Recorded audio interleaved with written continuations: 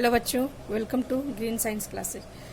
बच्चों, हमारा ये क्लास 10th का केमिस्ट्री का दूसरा चैप्टर अम्ल भस्म एवं लवण का अंतिम टॉपिक है लवण।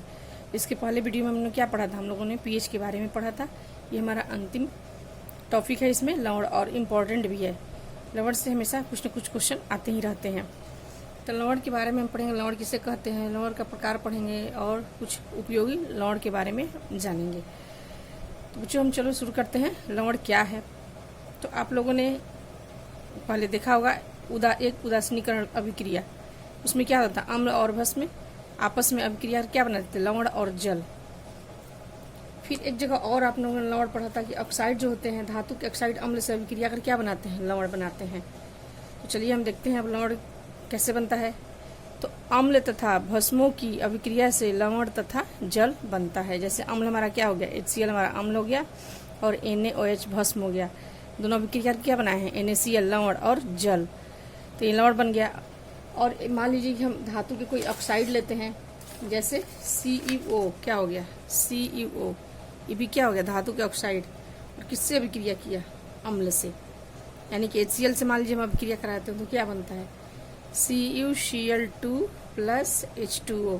तो ये भी क्या हो गया बच्चों? ये भी लवण हो गया। ये हमारा जो पहला हम दिखाए थे, तो अम्ल और भस्म आपस में अभिक्रिया कर क्या बनाते हैं? लवण। NaCl क्या हुआ बच्चों? तो ये हमारा NaCl लवण है। आपने इसको उदासीनीकरण अभिक्रिया में पढ़ा था। तो अम्ल और भस्म के बीच अभिक्रिया कराते हैं और जो उदासीन पदार्थ प्राप्त होता है उसे हम कहते हैं लवण। ये हमारा लवण हो गया। अब लवण के गुण क्या होते हैं?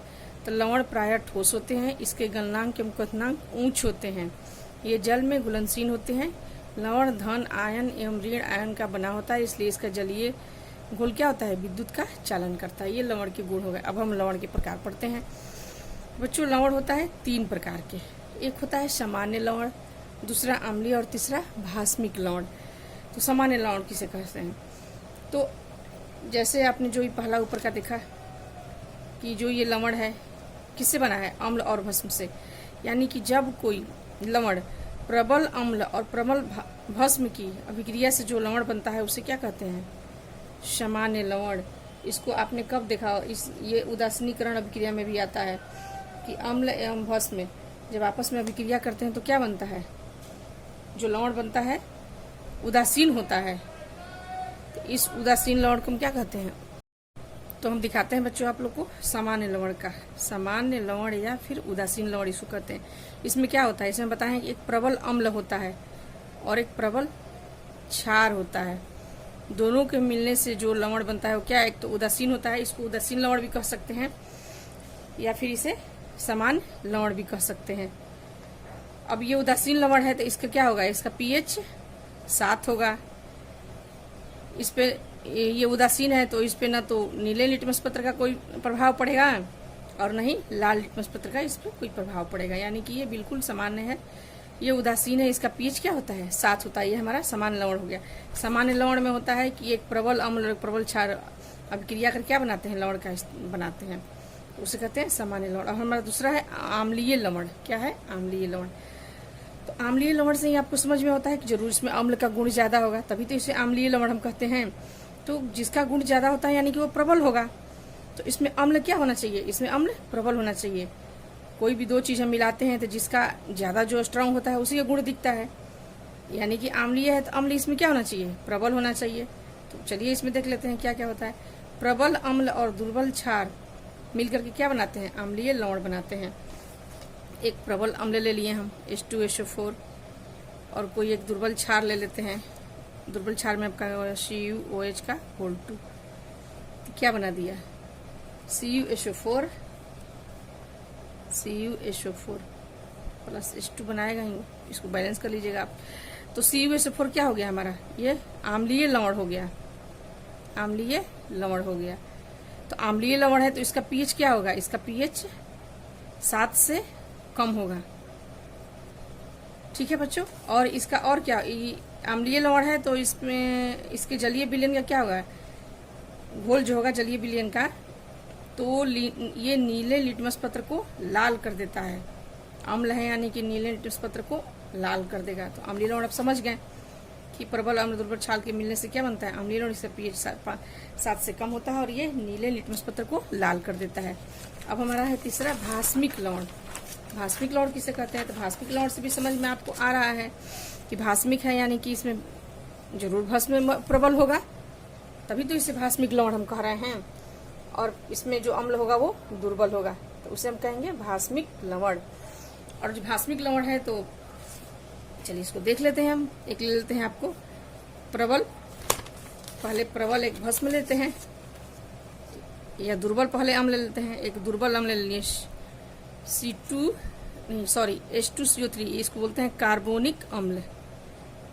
कार्बोनिक अम्ल ये हमारा क्या हो गया, ये दुर्बल अम्ल हो गया, दुर्बल अम्ल हो गया। इसकी प्रतिक्रिया हम किससे कराएंगे, एक स्ट्रॉन्ग भस्म से। क्या हो गया, ये प्रबल भस्म हो गया। ठीक है बच्चों, ये क्या बन गया, तो ये बन जाएगा सोडियम कार्बोनेट Na2CO3 और बनेगा जल। तो ये जो लवण बना ये हमारा क्या हो गया, ये हमारा लवण भास्मिक लवण हो गया। क्या हो गया, भास्मिक लवण हो गया, यानी कि इसमें भस्म के गुण दिखाई देंगे।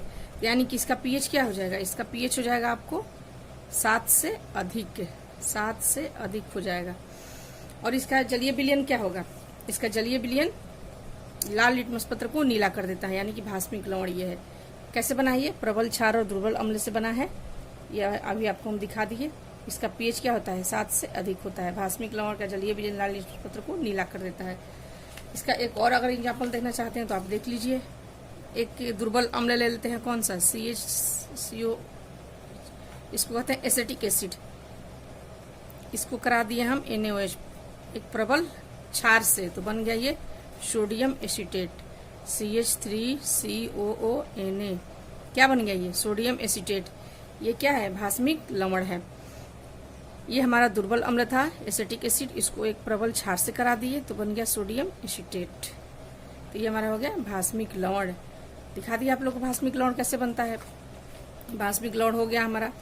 अब हम बच्चों पढ़ते हैं कुछ नमक का, पढ़ते हैं कुछ उपयोगी नमक के बारे में पढ़ लेते हैं। इसमें इस चैप्टर में आप लोग कुछ उपयोगी लवण के बारे में पढ़ना है कि उपयोगी लवण कौन कौन से हैं, उसके बारे में कुछ हम पढ़ते हैं। तो चलिए सबसे उपयोगी हम लवण के बारे में देखते हैं, जो कि आप सब लोग जानते हैं, सब लोग देखते हैं उसको और खाते भी हैं। इसका क्या नाम है, साधारण नमक, जो सबके घरों में इस्तेमाल होता है।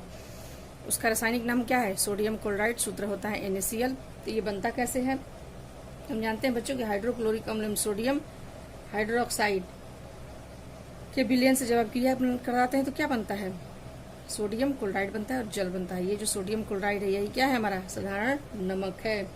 और जब ये सोडियम क्लोराइड जब कहाँ पाया जाता है, समुद्रों में। मुख्यतः कहाँ से इसे प्राप्त करते हैं, समुद्र से। और समुद्री जल में इसके साथ और भी अनेक घुलनशील लवण होते हैं, जैसे Na2SO4, MgCl2, MgSO4, CaCO3 आदि लवण अशुद्धि के रूप में इसमें पाए जाते हैं। इसको हम कैसे करते हैं, इसको समुद्र से प्राप्त करते हैं। तो ये हमारा हो गया साधारण नमक। और इसमें आप लोग एक नाम सुने होंगे, सेंधा नमक, काला नमक, आप लोग इसका भी इस्तेमाल करते हैं। तो सेंधा नमक क्या है, तो सेंधा नमक को जमीन से खोद कर प्राप्त किया जाता है। और इस सेंधा नमक में क्या होता है, कुछ अशुद्धि के रूप में इसमें लाल चिकनी मिट्टी के कण मिले रहते हैं, इसी से इसका रंग भूरा होता है। आप लोग देखे होंगे सेंधा नमक का रंग क्या होता है, भूरा होता है। इसमें जो अशुद्धि होती है ना, अशुद्धि के रूप में लाल चिकनी मिट्टी लगी होती है, इसी से इसका रंग भूरा हो जाता है। किसका, सेंधा नमक का। तो आपका नमक हो गया, सेंधा नमक हो गया। अब हम एक पढ़ते हैं नमक में आयोडीन युक्त नमक। आप लोगों ने सबने देखा होगा कि आयोडीन युक्त नमक क्यों खाते हैं हम, घेंगा रोग से बचने के लिए। आयोडीन की कमी से क्या होता है, घेंगा रोग होता है, तो हमें क्या खाना चाहिए, आयोडीन युक्त नमक। तो जब साधारण नमक में KiO3 या Ki की थोड़ी मात्रा मिलाकर नमक को आयोडीन युक्त किया जाता है, इसमें क्या है, ये आयोडीन मिला रहे हैं साधारण नमक में, तो थोड़ी मात्रा मिलाकर नमक को आयोडीन युक्त किया जाता है। अब इसका उपयोग देखते हैं कि इसका उपयोग क्या है साधारण नमक का, यानी हमारे नमक का। तो हम सबसे पहले हम भोजन में उपयोग करते हैं। अचार और मुरब्बे में प्रिजर्वेटिव परिरक्षक, अचार मुरब्बे में अगर नमक अच्छा से नहीं डालेंगे तो खराब हो जाता है, तो उसको बचाने के लिए क्या करते हैं, नमक का उपयोग करते हैं। उद्योगों में क्लोरीन, HCl, Na2CO3, मतलब यानी कि ये Na2CO3 हो गया आपका, baking soda, baking powder, NaOH, विरंजन चूर्ण बनाने में सभी में इसका उपयोग होता है। किसका? NaCl का। तो बच्चों अब हमारा है अगला सोडियम हाइड्रोक्साइड। तो अब हम सोडियम हाइड्रोक्साइड का पहले सूत्र जानेंगे, सूत्र क्या होता है, फिर बनाने की विधि को देखेंगे और फिर इसका उपयोग देखेंगे कि क्या क्या इसका उपयोग है सोडियम हाइड्रोक्साइड का। तो चलिए बच्चों देखते हैं सोडियम हाइड्रोक्साइड। तो सोडियम हाइड्रोक्साइड का सूत्र होता है NaOH। और बनाने की जो विधि है, तो बनाने की विधि क्या है सोडियम हाइड्रोक्साइड? इसको क्लोर क्षार विधि द्वारा बनाया जाता है, प्रक्रिया से बनाया जाता है। देखते हैं क्लोर क्षार विधि क्या है। तो सोडियम क्लोराइड के जलीय विलयन में विद्युत धारा प्रवाहित करने पर यह अपघटित होकर सोडियम हाइड्रोक्साइड क्लोरीन और हाइड्रोजन बनाता है। इस अपक्रिया को क्लोर क्षार प्रक्रिया कहते हैं, क्योंकि इससे प्राप्त उत्पाद क्लोरीन और क्षार होते हैं। यानी कि जो इस विधि से जब बनाते हैं हम क्या सोडियम हाइड्रोक्साइड, तो क्या क्या मिलता है हमें? सोडियम हाइड्रोक्साइड मिलता है, क्लोरीन मिलता है और हाइड्रोजन गैस मिलता है। तो एक तो हमें क्लोरीन मिल गया, दूसरा ये NaOH क्षार मिला। तो क्लोरीन से क्लोरो हो गया और क्षार ये हो गया NaOH, तो इसको कहते हैं क्लोरो क्षार। ये क्वेश्चन पूछता है कि इसको क्लोरो क्षार क्यों कहते हैं, तो इसी वजह से इसको क्लोरो क्षार कहते हैं। तो चलिए इसको देख लेते हैं कैसे कैसे इस पे क्या होता है, विद्युत धारा कैसे अपघटित करते हैं, तो किस पे क्या बनता है। तो बच्चों जब ये आपको दिखाते हैं कैसे होता है ये सोडियम क्लोराइड, क्या हम बोले हैं, सोडियम क्लोराइड को के जलीय विलयन में क्या करते हैं, विद्युत धारा प्रवाहित करते हैं। तो क्या क्या बनता है, NaOH plus Cl2 plus H2 बनता है। 3 चीज बन गया, ये क्लोरीन हो गया या NaOH। तो अब इसमें जो विद्युत अपघटन से क्लोरीन गैस किस पे बनता है, क्लोरीन गैस एनोड पे। एनोड पे क्या बन जाता है, एनोड पे क्लोरीन गैस बनता है। जब विद्युत धारा हम विद्युत अपघटन कराएंगे तो क्या बनेगा, क्लोरीन गैस एनोड पर और हाइड्रोजन गैस किस पे बनेगा, हाइड्रोजन गैस एनोड पे जमा हो जाता है, हाइड्रोजन गैस कैथोड पे। एनोड पे जमा हो गया क्लोरीन और कैथोड पे जमा हो गया हाइड्रोजन गैस। और कैथोड पे ही क्या बनता है, NaOH। NaOH भी क्या होता है, कैथोड पर NaOH विलयन का निर्माण होता है। यानी कि इस तीनों उत्पाद को, क्लोरीन को, हाइड्रोजन को और NaOH को क्या करते हैं, अलग अलग एकत्रित कर लेते हैं। और ये हमारा हो गया सोडियम हाइड्रोक्साइड। अब हम देखते हैं कि तीनों का अलग अलग उपयोग क्या है, किसका किसका, क्लोरीन का, हाइड्रोजन का और सोडियम हाइड्रोक्साइड का। तो ये हमारा हो गया सोडियम हाइड्रोक्साइड की बनाने की विधि, क्लोर क्षार विधि के द्वारा हम इसको बनाते हैं। कैसे, सोडियम क्लोराइड के जलीय विलयन का जब विद्युत अपघटन कराते हैं तो क्या बनता है, NaOH, क्लोरीन और हाइड्रोजन गैस बनता है। हाइड्रोजन गैस कैथोड पे जमा होता है और एनोड पे क्लोरीन जमा हो जाता है और फिर NaOH भी कैथोड पे ही जमा होता है। तो ये तीनों का उपयोग हम अब देख लेते हैं। तो क्लोरीन का उपयोग क्या होता है, सबसे पहले क्लोरीन का उपयोग होता है कीटाणुनाशक। जब हमारा जो शुद्ध जल, हम जब पेय जल को अपने क्या करते हैं शुद्ध करने के लिए, उसमें से कीटाणु को मारने के लिए किस चीज का उपयोग करते हैं, क्लोरीन का। क्लोरीन क्या होता है, कीटाणुओं के लिए जहरीला होता है और इससे हम क्या करते हैं, अपने पेयजल को शुद्ध करते हैं। कपड़ों एवं कागज को विरंजित करने में, यानी कि अगर कोई कलर हमको विरंजित करके दूसरे कलर में डालना है तो उस कपड़े के रंग को खत्म करने के लिए, विरंजित करने के लिए क्या करते हैं, कपड़े का या कागज का क्लोरीन का उपयोग करते हैं। उसमें विरंजक चूर्ण बनाने में इसका उपयोग होता है क्लोरीन का। PVC बनाने में, क्लोरोफ्लोरोकार्बन या क्लोरोफोर बनाने में उपयोग होता है। क्लोरीन का बहुत उपयोग है। चलिए अब देखते हैं हमारा हाइड्रोजन का उपयोग। चूंकि हमें यहाँ क्या क्या मिला है, क्लोरीन मिला है, हाइड्रोजन मिला है और सोडियम हाइड्रोक्साइड मिला है। 3 चीज मिला है, तीनों का अलग अलग उपयोग देखते हैं। हाइड्रोजन का उपयोग क्या है, तो हैबर विधि द्वारा अमोनिया बनाने में ये पूछता है, ये इंपॉर्टेंट होता है हाइड्रोजन के उपयोग में। हाइड्रोजनीकरण क्रिया द्वारा वनस्पति घी बनाने में। द्रव हाइड्रोजन का उपयोग रॉकेट ईंधन बनाने में। अब सोडियम हाइड्रोक्साइड का उपयोग देख लेते हैं। तो धातुओं से ग्रीस हटाने में, साबुन में, अपमार्जक में, कागज निर्माण में सोडियम हाइड्रोक्साइड का। साबुन में भी हम उपयोग, एक क्षार है और इसका उपयोग हम किस में करते हैं, साबुन बनाने में करते हैं, डिटर्जेंट में करते हैं। बक्साइड अयस्क के शुद्धिकरण में। और ये सोडियम हाइड्रोक्साइड अगर क्षार है तो इसका पीएच क्या होगा, इसका पीएच 7 से अधिक होगा। चलिए बच्चों, तो ये हमारा हो गया सोडियम हाइड्रोक्साइड। अब हम आज इसको यहीं ख़त्म करते हैं, क्योंकि फिर वीडियो बच्चा लंबा हो जाएगा और लंबा वीडियो जाएगा, फिर आप लोग को पढ़ने में दिक्कत होगा। इसमें और भी कुछ पार्ट थोड़ा बहुत बचे हुए हैं जो अगला वीडियो में हम ख़त्म कर देंगे। 3-4 और इसमें टॉपिक हैं, जैसे हम पढ़ेंगे।